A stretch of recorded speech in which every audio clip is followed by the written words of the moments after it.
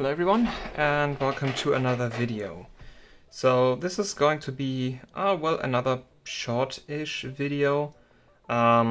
Basically a small little updates, and then one bigger thing, which is, I think I've talked about this, a GTX 770 that was not detected. I got that working again, and we're going to talk about that one. But first, a couple quick things. So here we have two GTX 580s. This one, you already know, this is the GTX 580 CMD edition that I modded and overclocked in that very long video. And then here we have a GTX 580 Phantom. Pretty much stock. The only problem is, that screw is missing, because it's not that I'm missing the screw, it's just the thread that it's threading into on the heatsink is stripped and you can't put it in anymore. Which is like an issue. But apart from that, this card is fine. It did get the heat gun treatment from me, but it's working again. Didn't test overclocking yet because these cards are both going to a friend in Italy.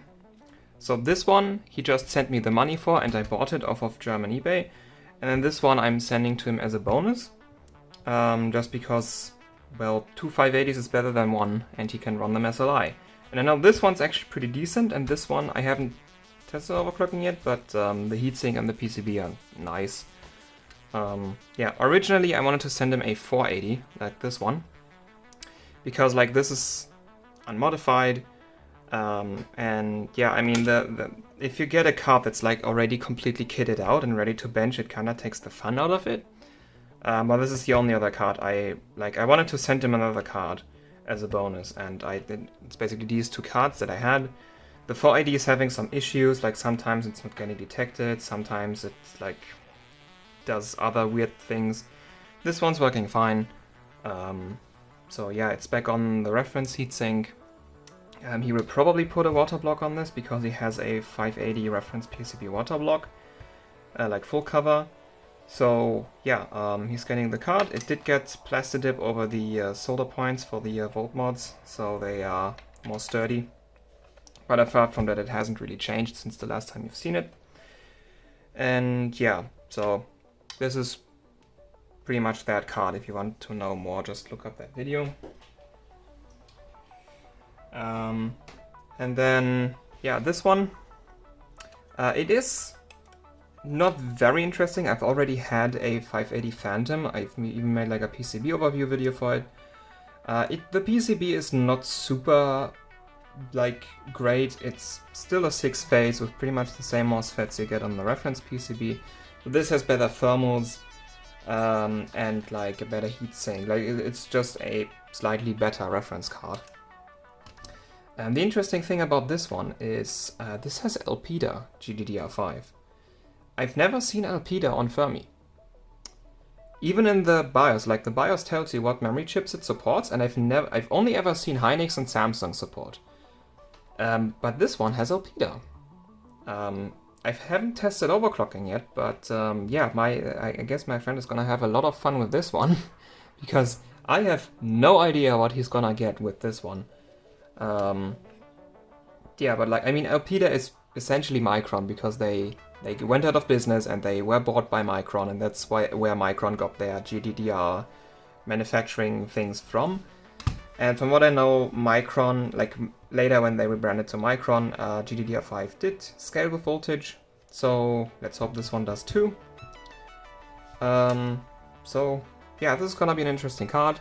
You can reuse the heatsink for other things if you fix this thing, where you like just put a bigger screw in it. Maybe that works, or you just like put some strong 2-component glue in it, or just kinda like, you have a lot of space here. Just kind of put a long screw through it, like with a water block. Whatever. So he's getting these two cards. And now let's get to the main part of the video, which is this GTX 770. Now the GTX 770 literally is the GTX 680. It's the same thing. It's the same core, the same memory topology, the same memory capacity. The reference PCB is slightly different, like the 770 reference has a 5-phase, whereas 680 has a 4-phase.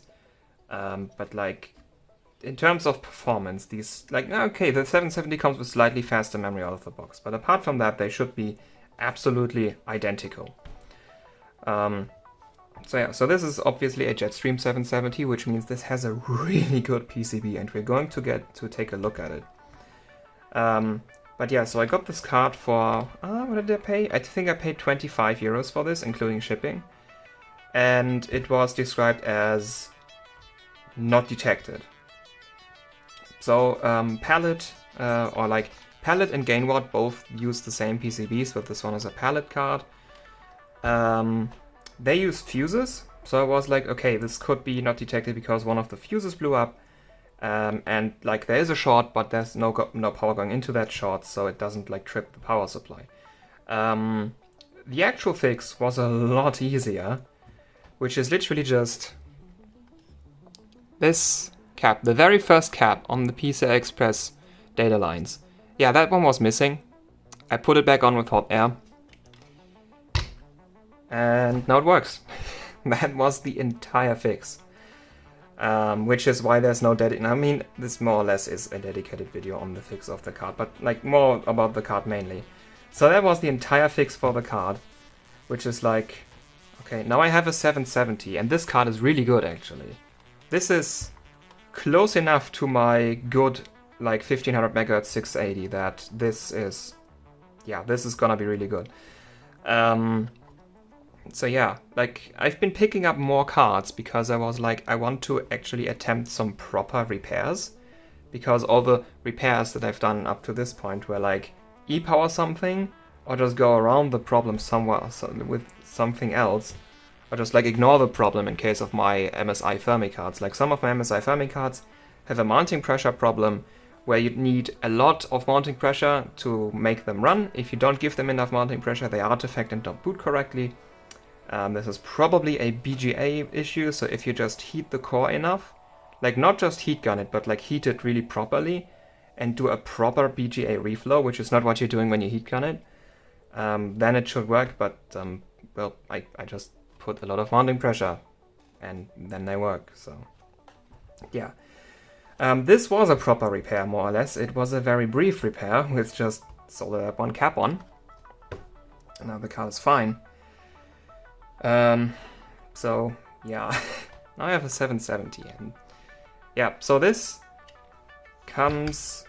is very similar to this one, and this is the 780 JetStream. So yeah, I really like this card because the PCB is great and also the cornet is not that bad. And yeah, so this card pretty much comes with the same heatsink and the same VRM. It's slightly different for the layout, but in terms of current capability, this has the same VRM as this. This is a small Kepler, this is a GK104. This is a GK110 or big Kepler, and they both, like, for a GK110, this is a decent VRM. Like, this reference PCB has 6 phases, this has 8 phases of the same power stages. This also has 8 phases. So yeah, let's take a look at it, because this VRM is it is insane. It is honestly pretty insane. So yeah, I knew when I got the card, I knew that I was getting an 8-phase V-core because I saw PCB pictures on the internet, but I didn't know what power stages this was using. And I have a Pallet GTX 970 where they had a 4-phase with power stages / DRMOSes, where they had 35 amp DRMOSes, like I think NCP 3569s. Those are pretty awful, like 35 amp DRMOSes and 4 of them is not good. So I was like, okay, maybe this 8-phase is using those, and even though you have 8 phases, the current capability is not gonna be that great. And then there's also a slightly different version of, actually that was a 680. So Pallet made a GTX 680 that uses a slightly smaller version of this PCB, where instead of an 8-phase you get a 6-phase VRM. There they used 45 amp power stages, so I was thinking, okay, maybe I'm getting those, or the 35 amp ones. But as you're going to see, that's not the case. that is not the case. We are not getting 35 or 45 amp of power stages here. We are getting more than that. Okay, let's... there we go. So that's the heatsink. It has a yeah, it has like a nice base plate, which if I go cold with this one, I can just cut the base plate again and keep the VRM cooling. And yeah, so this is the VRM. We have 8 phases, and yeah, those are FDMF 6823Cs. These are 50 amp diamoses or power stages. And if you look at this one, yeah, those are also FDMF 6823Cs. Also 8 of them. So you can see the obvious difference in the layout where like this is 90 degrees flipped. But yeah, 8 phases, same power stages. Like this VRM it's not like the best, but this is really decent in my opinion. And you have the same VRM on, like you see the difference in the size of the cores. Like this is a GK104, this is a lot smaller and a lot lower power consumption than this. And for this one, this VRM is already pretty nice. And now we have the same VRM on this one. So yeah, the controller should also be the same. I have actually not checked. Can we see it? Yeah, that's an NCP 4208. Yep, that's the same one. This one also has a 4208. Should have it. Yeah, that's a 4208. So yeah, same VRM. On yeah, a 770/680 because those are the same cards. So the VRM on this is already pretty much ridiculous. This is, yeah, I mean the 680 SoC from Gigabyte had an 8 phase. The 680 Lightning from MSI also had an 8 phase. The only card that does not, like the only high-end overclocking card that didn't have an 8 phase is the 680 Classified from EVGA, because that had the same 14 phase they've used for the 580 and then went on using on the 780, 780 Ti, 980, 980 Ti and so on, up until the 1080 I think. I think the 1080 Ti Classified was the first one that didn't use that exact same 14 phase. So yeah, so if you go for current capability, the Classified just kind of wins. But since this is a GK104, yeah, this one is, I think this VRM is gonna do liquid nitrogen just fine. Like on this card I was a bit concerned that maybe we're gonna get a bit too close for comfort to the current limit, or it's just gonna get really hot. But on this card, yeah, this VRM will probably do liquid nitrogen just fine. And if it does liquid nitrogen just fine, of course it will also do dry ice just fine. Which, yeah, I have actually bought a used Kingpin Cooling Tech 9 Fat pot. So yeah, I've held my word. I am getting an LN2 pot, which I'm going to use with dry ice though, because I still need a Dewar and I don't have one and they are expensive. But I'm getting that pot, I'm getting me some dry ice and acetone, and yeah, I'm going to take some cards cold. And now where this one has not just a really good VRM and also just has a fix, like it's just this cap. I hot aired this back on. Now it works, like there's no janky fix with like an external regulator that might have problems or like something. It's just literally just one little cap on the PCI Express data line which caused the card to not get detected. So this card is completely fine. There's like no heat gunning involved, no like janky workarounds, it's just a little cap. This card is 100% fine, properly repaired.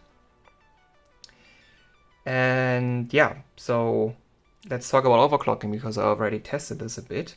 So the core on this is my second best GK104.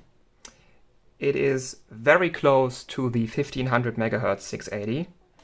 As in the 1500 MHz 680 ran 1320 stock.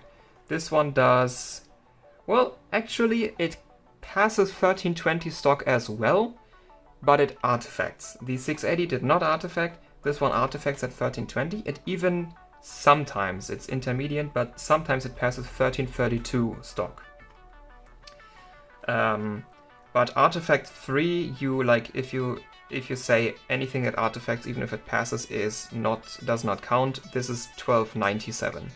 I think 1297 should be the clock, which is still that's a lot higher than the other GK104s. I mean, I have one more GK104, which is on the Zotac 680, the one that I'm planning to e-power, because that's a test run for the other 680 that I don't want to kill. That one did like 1240 if I remember correctly. And then there was also a 1267 670 that died.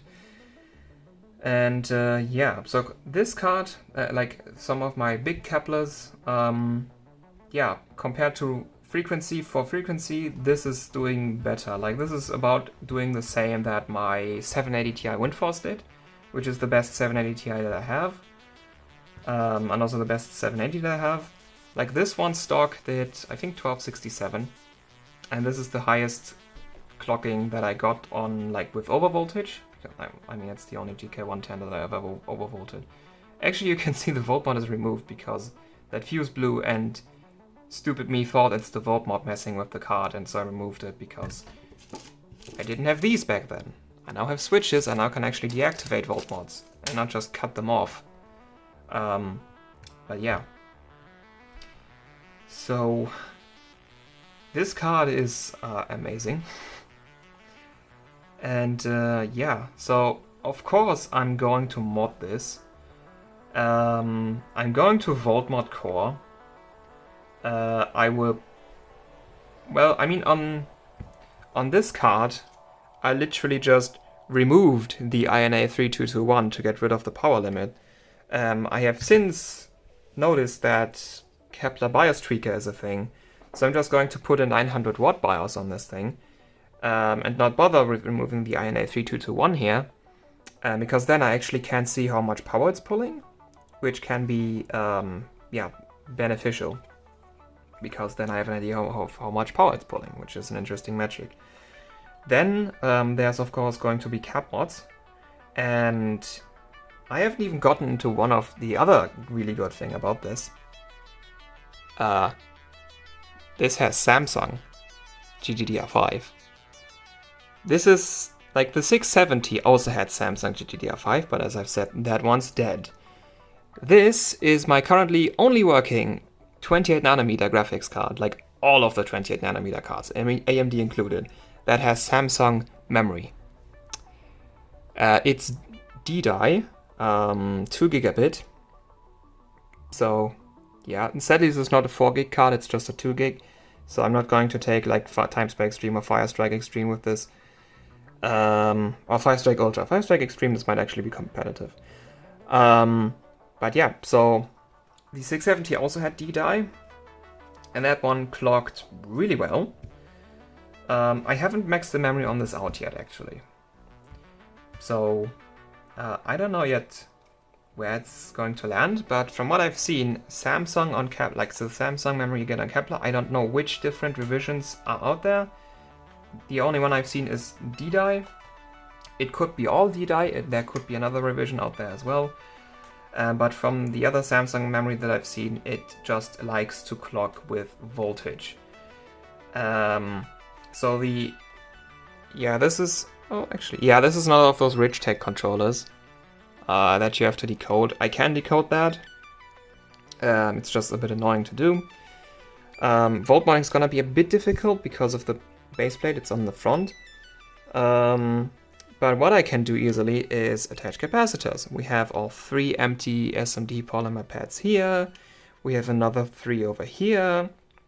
Then we have these 2, which should be on core.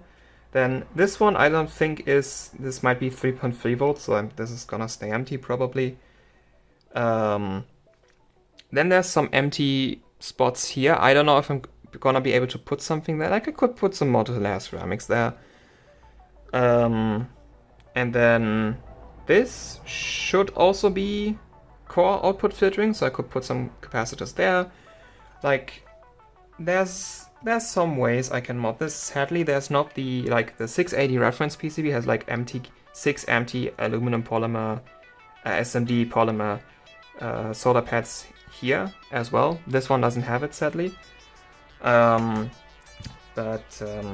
Yeah, like we quite literally have twice the phases. This should already help voltage ripple a bit. And yeah, I mean, yeah, like on this PCB, it also had 3, these are memory, and then 2, like one on here and then one on this side for core. And adding these also gave me like 1 core step already. So if I add these 2 on core, this could also give me 1 core step, and then I can add these 3 on memory and then another 3 on memory, which is just a lot of memory capacitance. This card, I'm expecting this to pick up some serious speed. So yeah. Now I gotta figure out how to run 770s with 680s and SLI. And now it works, and now you can do it, I just don't know how exactly you do it. Because like, they are the same card, it's just SLI won't normally do this because it still treats them like different cards, even though the hardware on them is the same. So yeah, because I'm fully planning to run this with my good 680 and SLI. That would be very, very interesting. Until then, yeah, I mean, once the dry ice pod arrives, I will probably take this one cold. This one is gonna go cold. And then, I don't know what, like, there's a couple cards I could run. One of my 580 Lightnings, for example.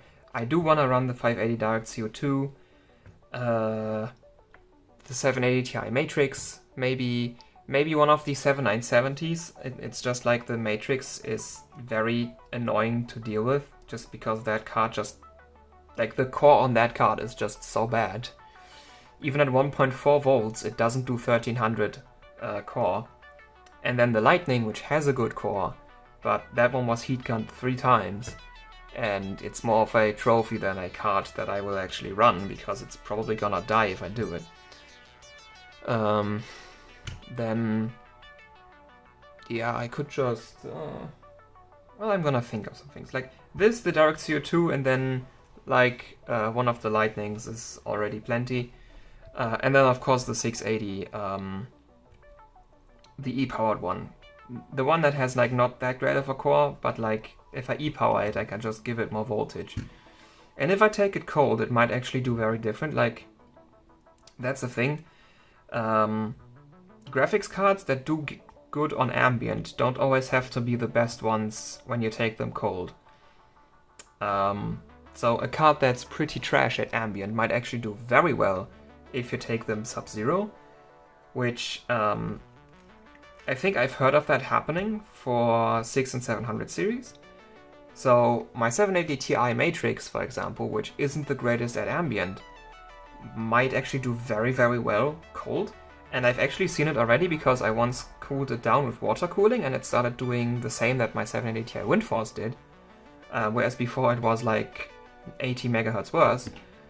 So yeah, some of these cards have a lot of temperature scaling.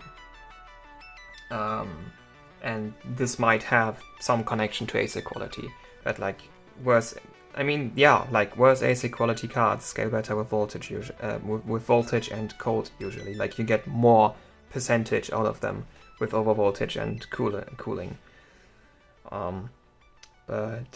Yeah, I mean, yeah. The video's long enough at this point. So, yeah, thank you all for watching. Hope you enjoyed. I really enjoyed this edition. This is going to be a this might actually become my favorite my favorite Kepler. It's kinda hard to not have a big Kepler be my favorite because I just love GK110s. Mostly because I dailied one for 4 years.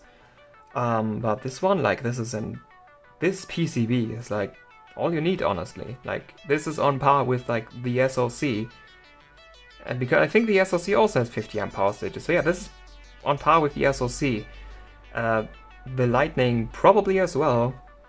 So yeah, and like I even forgot this. Like, this has integrated extreme overclocking features right here. Like, you can override OCP, you can unlock overvoltage, which is already unlocked factory, and then you have like voltage read points, and you have control points for memory and PLL even. Like, PLL shows that this is meant to be run cold because you only change PLL when cold. It doesn't have a control point for GPU, but I'm just gonna go to the controller and volt mod it the normal way. So yeah, video is really long enough at this point. So yeah, these JetStream cards are really nice, but I think that only goes for 6 and 700 series, because the 970 I was talking about is also a JetStream, and that one was legitimately awful. But if you have a 6 or 700 series JetStream, it's probably a really good PCB from, like, Pallet is not really known for making super great PCBs. They, like, these days, all they do is, like, reference PCBs. But, like, in the 6 and 700 series, Pallet, and also Gainward, because they're sharing PCBs, were, like, yeah, they were going all out. These PCBs are great, and I'm really looking forward to benching them. So, yeah, thank you for watching. Hope you enjoyed, and until next time, goodbye.